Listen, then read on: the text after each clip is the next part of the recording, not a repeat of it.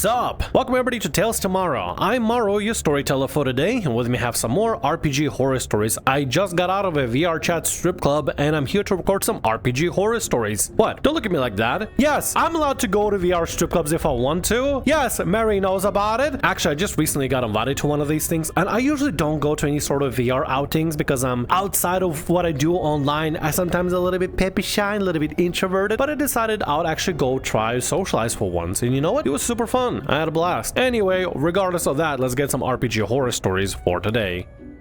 I got Underpowered and Shunned by my party.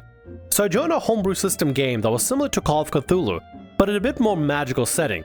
So I use CAC terminology, but also call our party by D&D classes. Also, this was a long time ago, so details may be forgotten. Rolled our stats before choosing our jobs.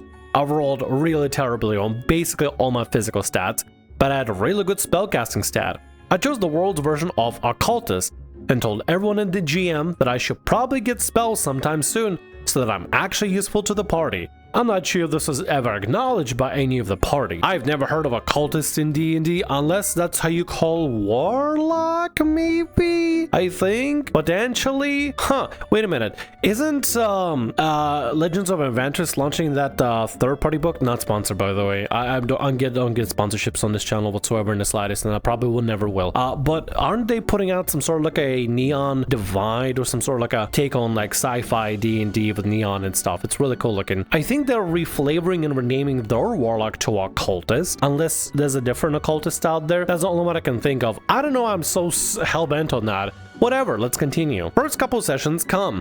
A rogue got a hold of a spellbook and read it themselves without telling anyone about its existence. I jokingly point how I could use that, but it was fine. More sessions go by.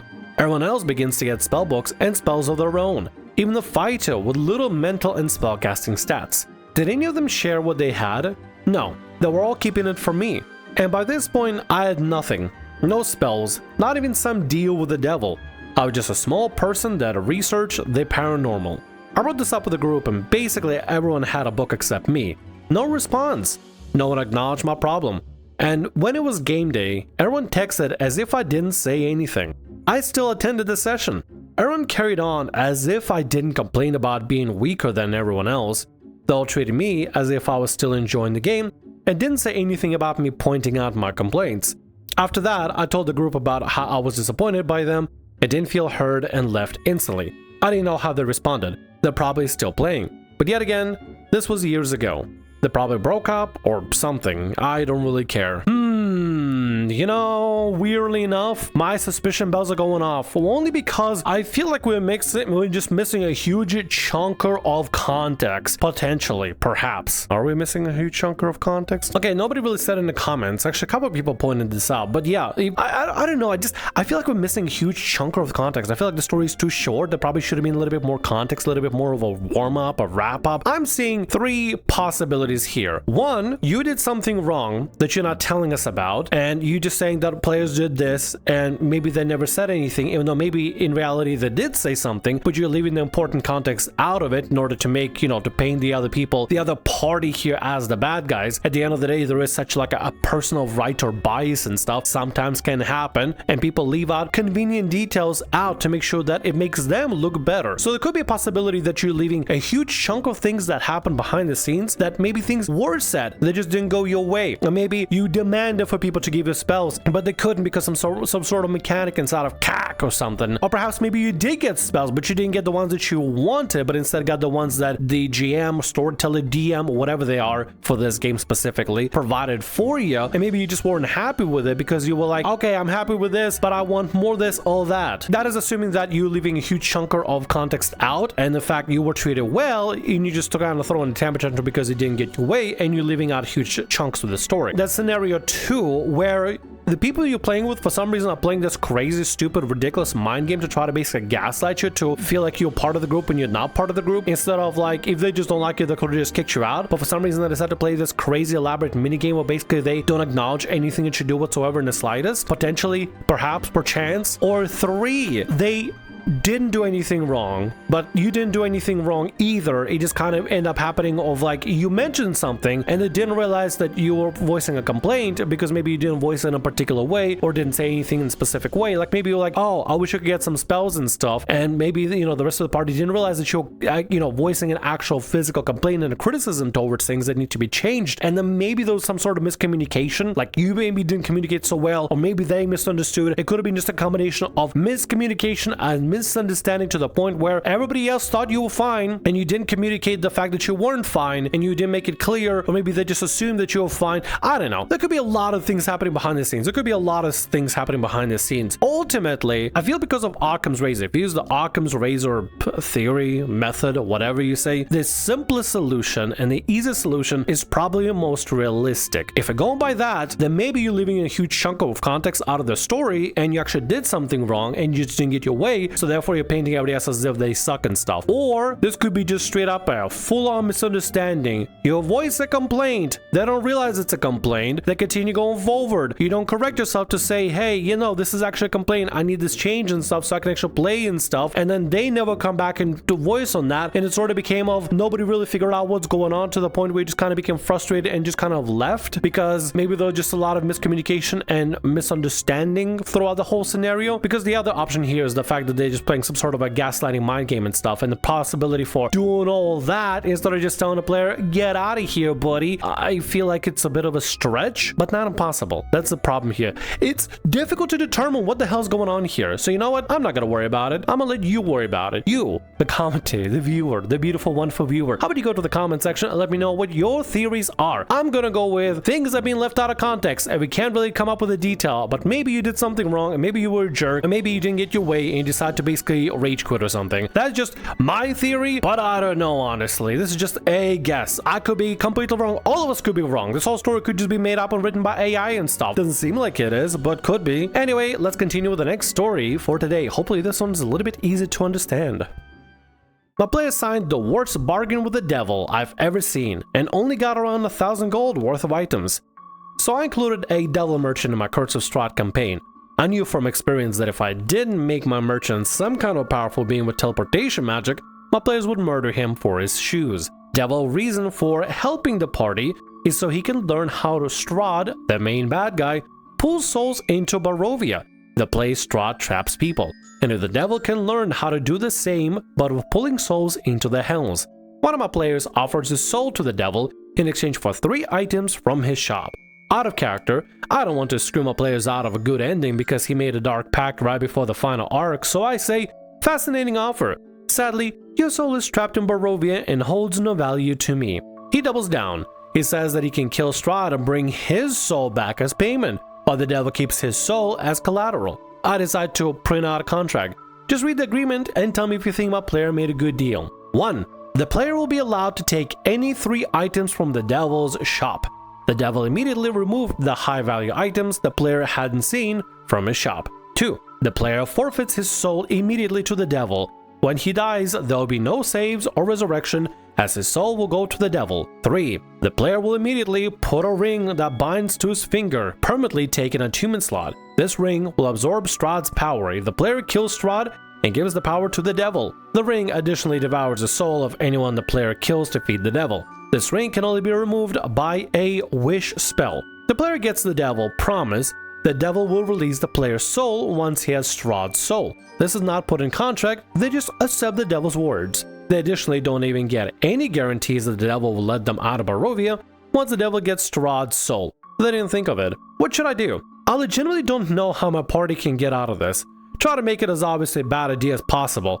I wasn't even trying to scam them. Yeah, but at the end of the day, you kind of as a DM, you are, I mean, listen, just be honest. You are the deciding factor that this actually happens. You could have had, if you didn't want your players to do it, you could have said, as the devil, no. Sorry, I can't take your soul. I wish I could, but I can't. Your soul belongs in Barovia, and unless you defeat Strahd, I simply can't offer up anything for you. Your soul literally does not belong to me whatsoever right now. I physically can't do anything about it. I want to. Trust me, buddy, I really want. God, your soul's so thick and juicy and smells like soup and stuff. Just delicious. Chef's kiss right on that soul's took us, but I physically can't have your soul. I physically can't do this deal for you. Because at the end of the day, you kind of at fault here. Let's be honest. Let's not be coy about it and stuff. You're kind of at fault. You're part of it. You were partially responsible for this as well. So in a sense, you got yourself to blame for letting this happen. As a DM, if you don't want something to happen, you can just say no. You decide to put a bag of holding and a handy haversack together to create a black hole to destroy the bad guy? Sorry, that doesn't happen. Because in my world, this physics doesn't work and stuff, and I'm not gonna let you just cheese this thing. Oh, you want to do a peasant railgun? Sorry, buddy. That's not how it works like that. It's just not a thing. As a DM, you could just do things. You could just say no to a player. And you, in a sense, kind of, your players didn't put you into this. You put the players into this situation, so you're partially responsible. I would say if you really want to go away from that and just not have that be a thing, talk to your players. Ask them if they'd be cool for a retcon. And then go from there. Otherwise, maybe have so that the devil is stuck in some sort of a crappier deal with a different devil or a different demon or some sort of greater entity of some kind, and in a sense needs to have the party do something for the devil to free itself, you know? Like Baldur's Gate 3 style, when the I forgot her name, the succubus, the devil for will and stuff, the patron, she got stuck with like the enemy and everything. You had to kind of like figure out a way to get her out. Potentially the devil got themselves in a bit of hot water, considering, you know, devil and stuff, they're probably immune to fire, but they got themselves in hot water in Barovia with a different entity and stuff, and suddenly they need to ask the party to do this, and in return they'll be like, okay, listen, I'll give you your soul back, but can you just do this favor for me? You can turn it around, DM, but next time in the future, definitely consider about saying no to your players if you don't want them to do a specific thing, or make it so that the deal is not so terrible at the end of the day, or something that's going to affect the players in this capacity. And there's a way to recover it. I guarantee you. I know you can do this. I believe in you fully, but yeah, in the future, definitely consider about potentially using no as an option. Let's get on to the next story for today. My first and almost last D&D game involved forced pregnancy. Oh boy. It's been many years for some details are fuzzy, but there was this nightmare on my first game. I got invited into my first ever tabletop D&D game where my first character died in my first session. From DM's spite, I was later told. My second character was a monk worshipping Torn and sworn to protect the party to make joining them easy. The players were a few guys, a girl, and DM Holmes killed D&D for me. The girl played a sarcastic sorceress, one guy played a rogue cleric whose dream was to own a shop in Waterdeep, and one played a charismatic but very stupid fighter. The fighter and the sorceress had a thing in game because he was dumb, earnest, and pretty. Many climactic events were built with a fighter in mind, usually sidelining the rest of us, something even the fighter player was agitated with. A lot of the story beats were about him too. The rest of us learned to get creative in these cases and managed to sneak in some awesome moments in spite of the situation. Before I say anything, yeah, this really sucks the GM primarily focuses on the fighter being like the main character of the story and stuff, but the fact that you guys found a way, even in a crappy situation, to still have a little bit of fun is a good thing. Even if the story is happening where someone's arc is going on, it doesn't mean you can't completely do anything at all whatsoever with your character and stuff. You can still find ways to have fun and be silly and stuff. I always do that all the time. I love being a participant in somebody else's story arc just because I can find ways for myself to interact or carry the story along or like really uplift the player that the arc is about and stuff, but also find ways to be a goofy little guy as Morrow, you know, or any guy that I play. Anyway, let's continue. Then all came to an end the day DM decides the fighter had an evil twin. He declared the sorceress had no way to tell them apart, that she slept with them that night while the fighter was sidelined and got pregnant. She found out in the morning that she had been tricked. No rolls,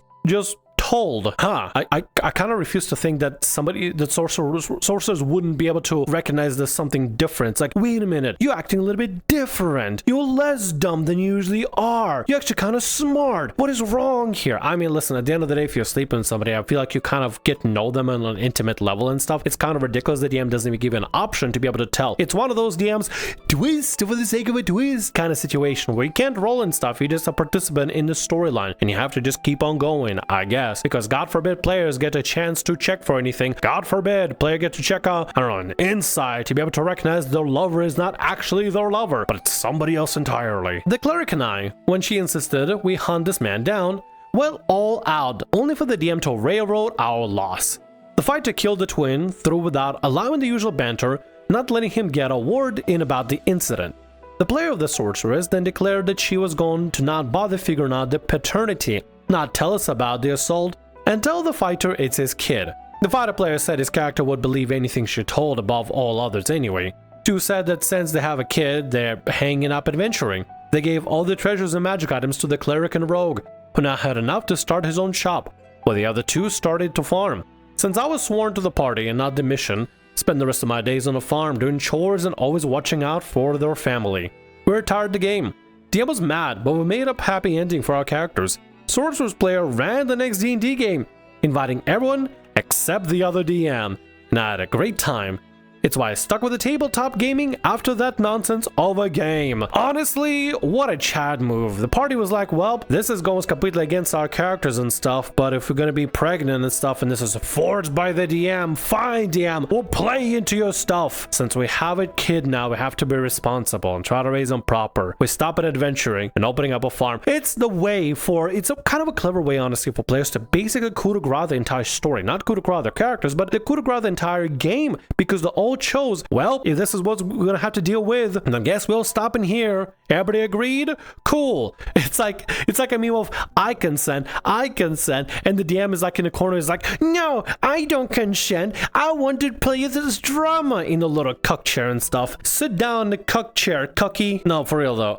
I'm making a bunch of stupid jokes, sorry. Maybe I had a little bit too much to drink at the VRChat strip club and stuff, but I feel like in this situation, there's a little bit of like a silly poetic kind of like revenge from the players towards the DM, and justified fully, honestly. It's really messed up for the DM just to pull something like this and without even any checks whatsoever. If my DM suddenly started with, let's say for example, Mary or Micah, just suddenly like, oh yeah, you get together with whoever it is, I don't know, let's say for example me and Mary on a date together, you know, running around doing whatever, gallivanting around Feywild. Oh yeah, you end up having a one-night stand, well maybe not like a one-night stand, but like, you know, like a full thing and stuff and everything, but like you end up having like a romantic night with Mary, but turns out it's not Mary, it's some sort of other Feywildian twin, Cherry, or Very, or I don't know, Gary. I don't know what kind of, that sounds like a Feywildian name, sure. And suddenly now you're responsible for pregnancy or something. Like when you put in a pregnancy in this capacity just so out of nowhere, it just feels so wrong and weird and strange and stuff. Especially if the players aren't pinning for that storyline, right? It'd be one thing if, let's say for example, the players' end game was to like get together a farm, have beautiful kids, start a family after they finish adventuring and after finish, you know, ending this big ass quest and stuff together. That'd be something, sure. But if the players aren't pinning for this specific ending and it's just being forced by the DM for the players to just be like, okay, well, you know what,